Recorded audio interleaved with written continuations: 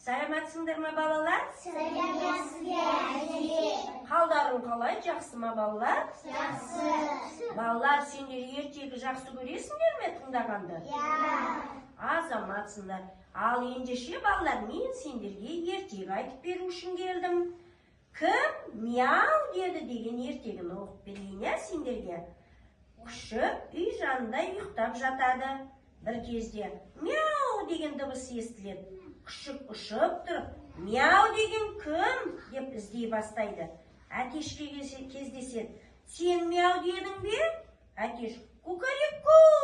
Жоқ, мен емес. Мен мақтаншақ әтешпін. Күшік тышқанды көреді.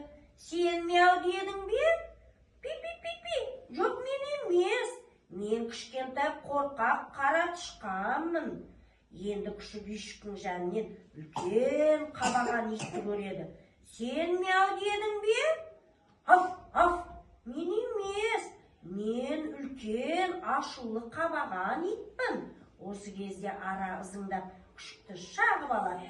Күшік өзендегі суға мұрнын жуып жатып, жүзіп бара жатқан балықты көреді. Сен мяу дедің бе? Балық үн-түнсіз жүзіп кете барады. Өзендегі бақа тіл қатады. Квак, квак. Балық сөйлемейді. Сонда сен мяу дедің бе? Жоқ, мен емес. Мен бақылдауық бақамын. Күшік үйшігіне қайтып келеді. Орнына жатады. Осы кезде тағы да мяу, мяу деген дауысты естиді. Күшік мысықты көріп қалды.